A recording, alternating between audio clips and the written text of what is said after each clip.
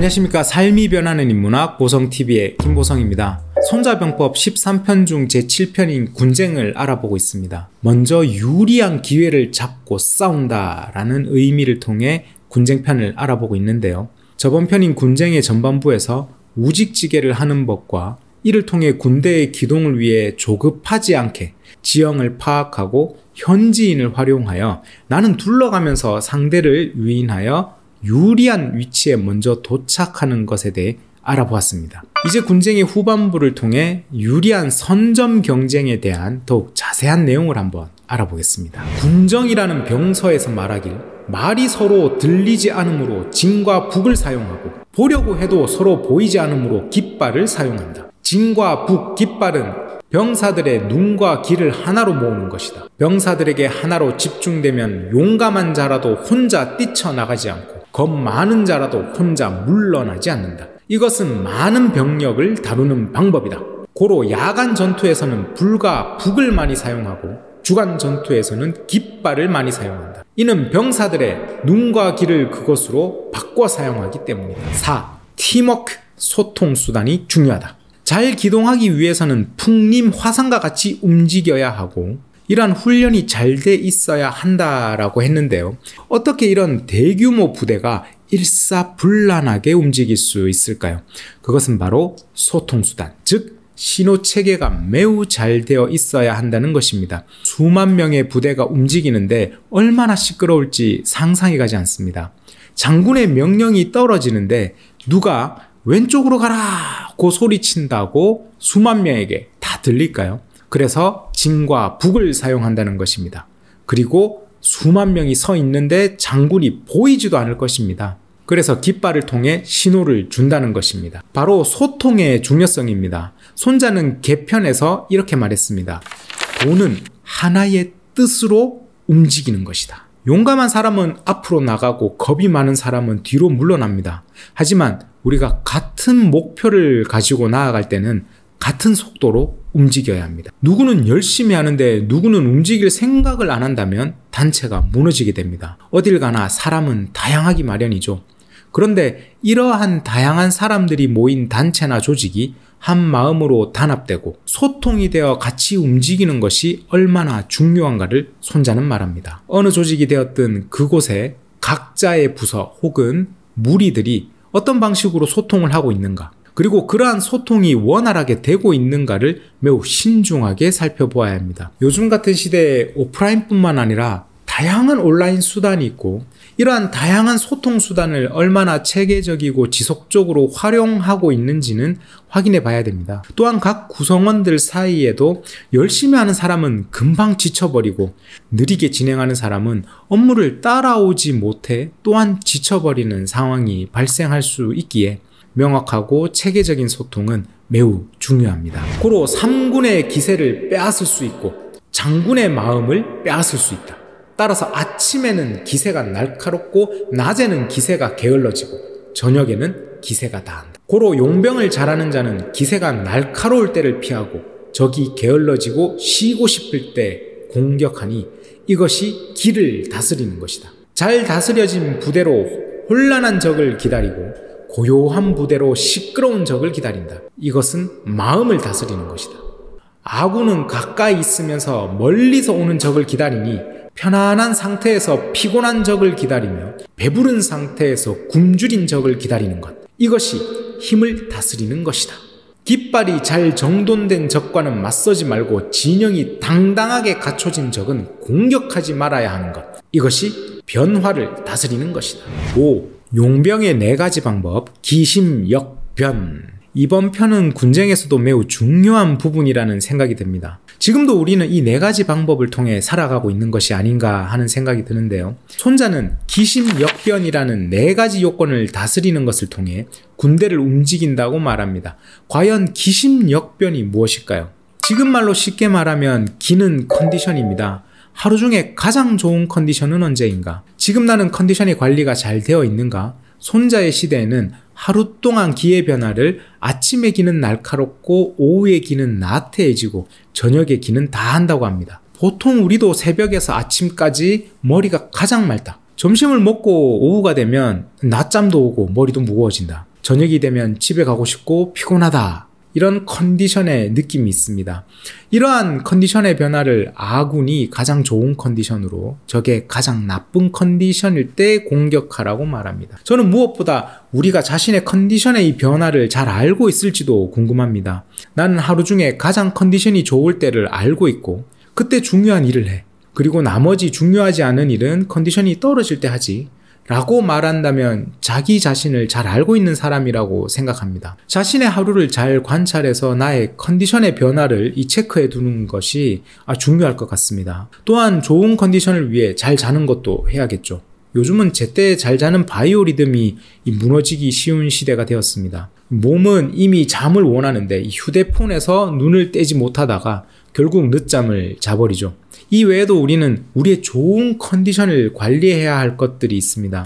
치기, 기를 다스린다를 나의 좋은 컨디션을 유지한다라고 보면 좋겠네요. 심은 의지입니다. 하고자 하는 의지, 심은 바로 마음입니다. 내가 하고자 하는 마음이 있어 라는 것은 바로 나의 의지를 말하죠. 좋은 컨디션을 바탕으로 하려는 의지가 강한 상태를 유지하는 것입니다. 마음이 시끄럽고 어지러우면 의지력이 사라집니다. 손자는 마음을 다스리고 고요하게 만들라고 합니다. 침착하고 차분하게 이 마음을 유지하면서 일과 공부를 해나갑니다. 쉽게 동요되지 않아야 꾸준히 밀고 나갈 수 있습니다. 자신감이 떨어지면 이런저런 이 주변 환경에 마음이 요동을 칩니다. 역은 체력입니다.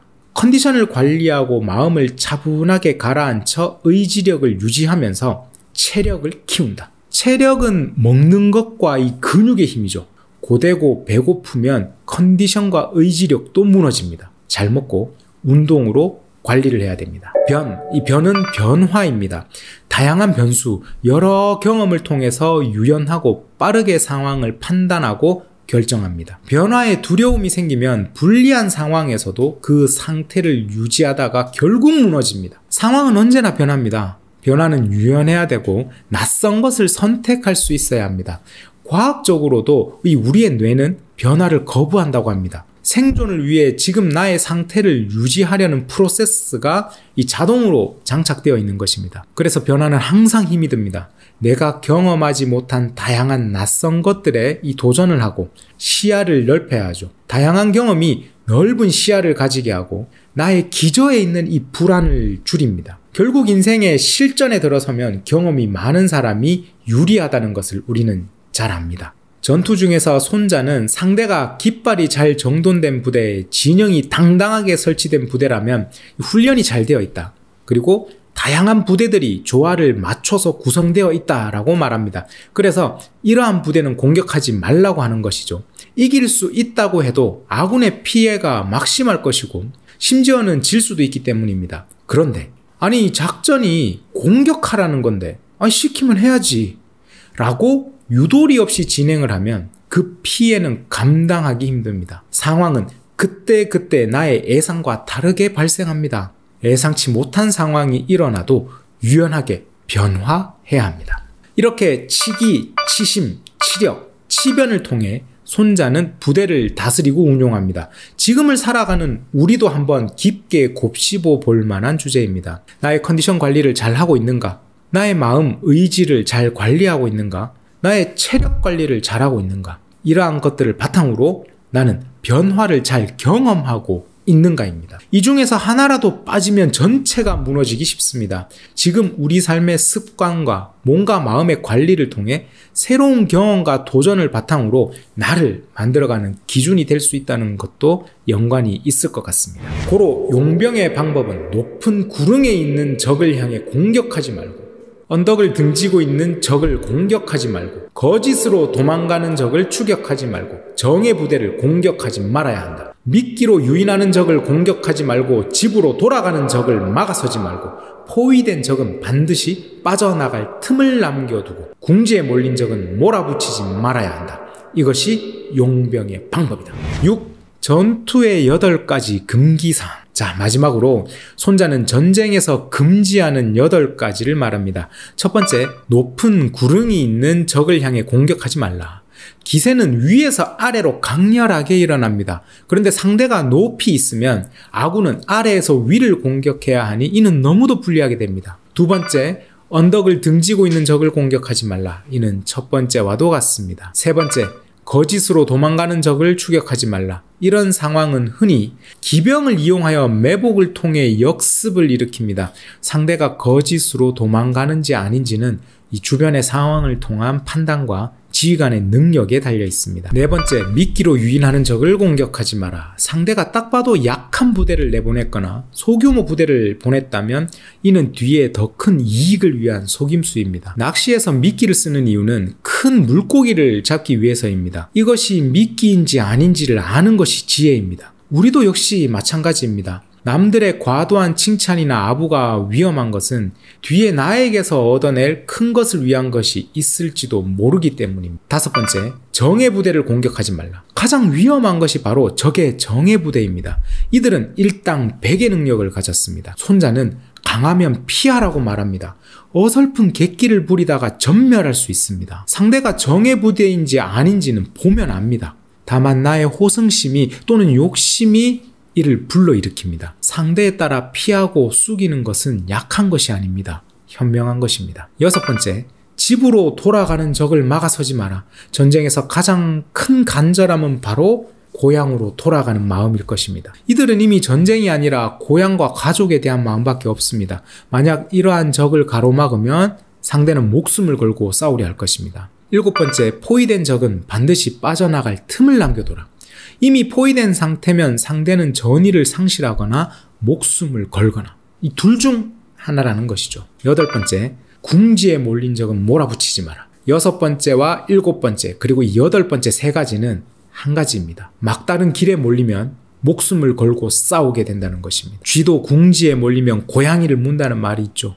이는 사람의 생존 본능이기에 어쩔 수가 없습니다. 비단 전쟁이 아니라도 우리가 상대를 가혹하게 몰아붙이면 상황은 최악으로 치달을 수밖에 없습니다. 도망갈 틈 하나는 마련해 두라. 이것이 상대를 대하는 삶의 지혜가 아닐까 합니다. 자, 이제 손자병법의 제7편인 군쟁의 전체 내용을 간략하게 한번 살펴보겠습니다. 먼저 유리한 기회를 잡고 싸우라. 그러기 위해서 우직지게를 하라. 돌아가면서도 빨리 가기 위해서는 내가 갈 곳에 지형을 숙지하고 길잡이와 함께 간다. 그런 다음 상대를 유인하여 묶어둬라. 이렇게 움직이기 위해 아군은 풍림 화산처럼 움직여야 하는데 이러한 기동은 기심역변을 다스리고 원활한 소통을 통한 숙달된 훈련이 되어야 한다. 그리고 마지막으로 상대를 너무 강하게 핍박하지 말라. 항상 숨통 한 군데는 열어두어라.